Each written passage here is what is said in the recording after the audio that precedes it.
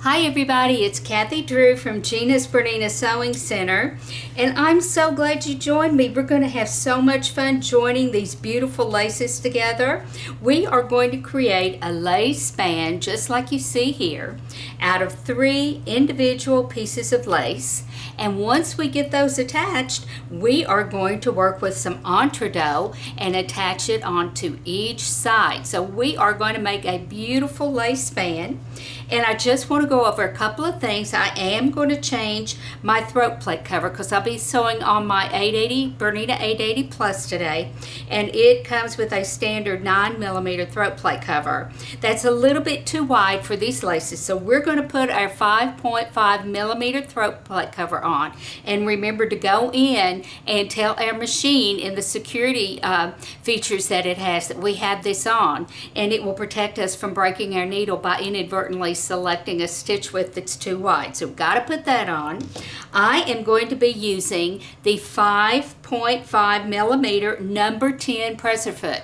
Now we have the 10C that you can also use. There is also a 10D, and I really like using this smaller regular 10 presser foot. So that's what we'll use. We know we can use these feet on our big 9mm Berninas, and so that's what I'll be using today. I'm also going to use the 60 weight thread that I used earlier in the roll and whip video. This is Mettler's 60 weight 100% cotton thread, and I like to use the size 70-10 Microtex needle with that long thin tip on it, so it will penetrate those fabrics smoothly and easily without doing any damage. So I hope you stay with me and watch. This is my favorite thing to do, joining laces.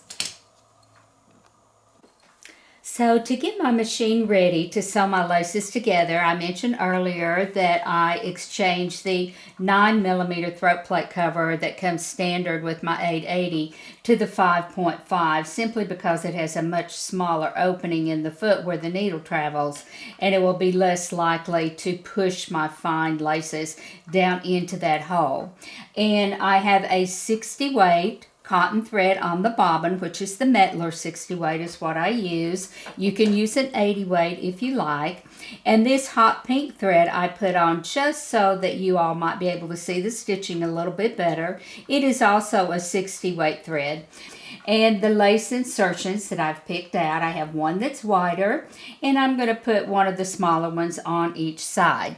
And what I want to point out, once again, and I know I've mentioned it probably in other videos, is that most of our laces, the fine cotton laces, will have a header on each straight side of the lace, and this is a band of gathering threads. And I like to try, when I am selecting the width of the zigzag that I'm going to use to join these together, I like to choose one that's just wide enough that when it swings left and right, it catches all those gathering threads in that zigzag. And I think it's a stronger connection, and it is also prettier because when the needle splits those, you can kind of see that. And so I like to make sure that my zigzag stitch is one that will work for whatever width that header is, and it can be a different size on different laces. And the foot that I'm going to use is the basic 10 foot, not a 10C, because I'm not going to be using a stitch width much wider than 3.5. And it's also, I'm not using my 10D foot either because I really don't feel like my laces need the dual feed to help them in this process. So I'm using the basic 10 foot. This is a foot for the 5.5mm machines, but we certainly can use it on our Bernina. I am going to lower my presser foot with the button so it will hover so I can fine tune the positioning. And I am going to position each piece of lace, one on each side of that guide that runs right down the center of the foot. Now this guide is going to stop before it reaches the needle opening where the needle normally travels up and down. And what that means for you is you can use any needle position or any stitch with this foot and not have to worry about it hitting the guide. A lot of people confuse this foot with their number 5 blind hem foot. They are two entirely different presser feet. This one gives you more flexibility, but you need that 5 for your blind hemming. And I have a video on doing the blind hem that you can refer to if you want to watch and see how to use that foot for your blind hemming. Now I'm going to select stitch number 2. The default setting on 2 is a width of 3.6 and a length of 1.5.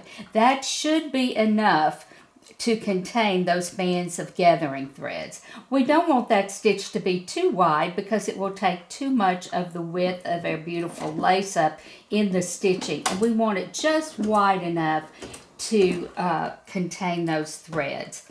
Now when you're guiding, try not to be heavy-handed with your lace. You certainly don't want to stretch it.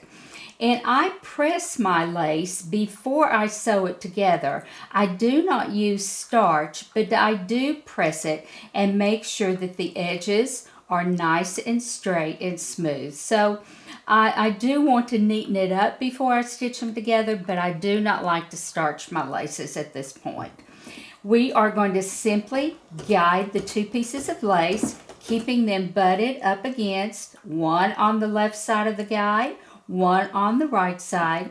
That will keep them from overlapping each other under the tension of the zigzag and make it very easy for us to guide and join our 2 pieces of lace together. Now you may see just a little bit of distortion in the seam, but it's never enough that a little bit of pressing can't take care of. And that is how simple it is to join 2 pieces of lace together. I generally hold the lace very close to the thread to pull and release it. I don't use my thread cutter.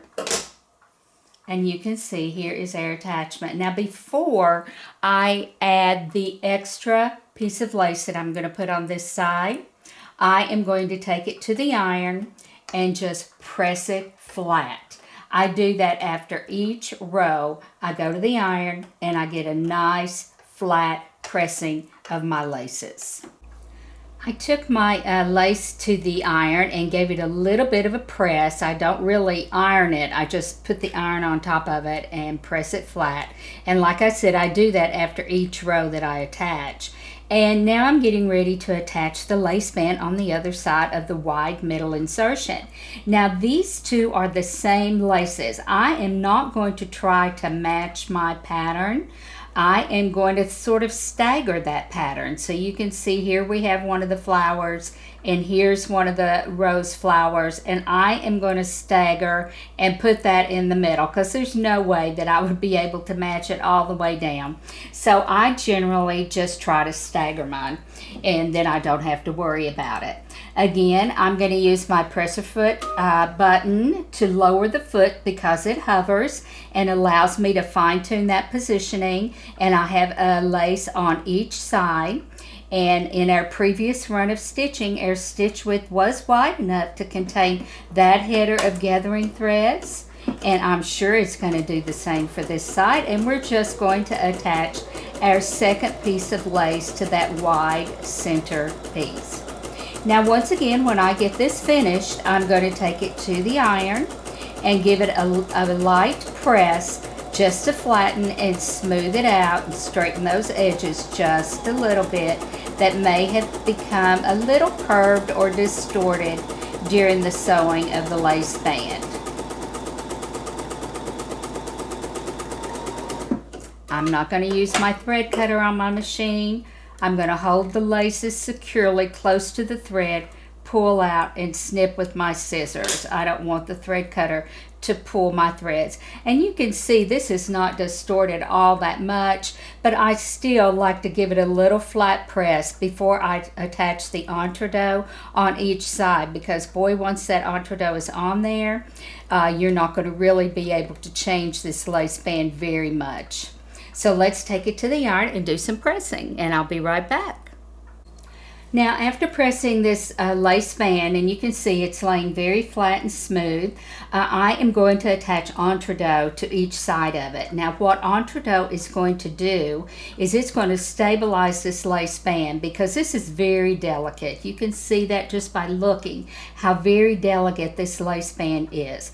If we were to insert this into the fabric in a high stress area of a garment, then you may find that the lace will tear. And one way to prevent that from happening is to attach Entredo, because this Entredo is not going to give.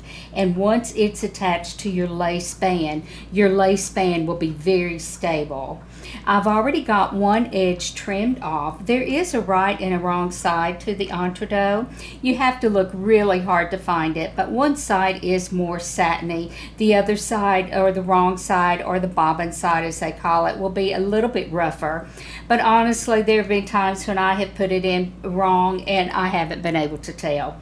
So when you are doing your trimming of the Entredo, you always want to leave that one side on to give you something to hold on to during the stitching. But it's very easy to trim that edge off. You don't have to be afraid. I generally don't use a very small blade scissor to do it. I like to use a blade that's a little bit more substantial in size. And then you can just lap that blade right along the edge of that embroidered part of the Entredo and trim that edge off. All right, so we've got our two pieces ready to attach. Once again, we're simply going to be using our zigzag stitch. We might have to do a little bit of adjustment because our goal is for the left swing of the needle, of course, to catch the band of gathering threads, and then we want to try to adjust the length to where our needle will go in and out of each of the little holes of Entredo. Now that sounds really scary and like it's really hard to do, but it really isn't, and you're going to find not to worry. Every now and then you're going to hear your needle hit that Entredo, but that's to be expected because this Entredo is not perfectly made and those holes are not exactly evenly distanced apart. So every now and then you're going to hear a bump of the needle and you may hit your Entredo. So let's give it a test. We're going to put the lace on one side of the guide in the foot, and we're going to put the Entredo on the right. And I'm going to kind of look when I take those first few stitches and see how it looks. Hit the hole right off. I'm going to take 2 or 3 and see how I'm doing with hitting the hole. And you may find you might need to adjust your length a little bit, but that 1.5 stitch length seems to be working well. And I'm going to try to concentrate and keep my eye right here instead of bending over and trying to watch the holes in the Entredo. And once you know that it has hit 2 or 3 times, concentrate your eye to the front of the guide of the foot and try not to think about the fact that you're hopefully going in and out of each of those holes. And I've already felt the needle hit the Entredo. A good sharp microtex needle should pierce through it without any problem. If you use a universal needle when you're doing this, it's got a more rounded tip and it might push the Entredo down into the throat plate cover. So that's why I like to use the microtex needles. They'll generally just pass right through the Entredo. And we've almost got that one side attached. I just heard another little pick where it hit the Entredo a little bit, but not enough. Grab the lace very close. Now this stitch is going to look like I made it larger, but that's just because the Entredo does not let it pull in on itself like it does with these laces, which are very soft and allow that to happen. But this is still the 3.6 width and the 1.5 on the length. I'm going to attach the other side, and we will have our lace band complete. Lower the foot with the press foot button that I have set to hover for me so I can fine tune that positioning. Take a few stitches holding your thread, and then we are ready to continue. This French sewing is not difficult to do. It looks very difficult, but it truly is not.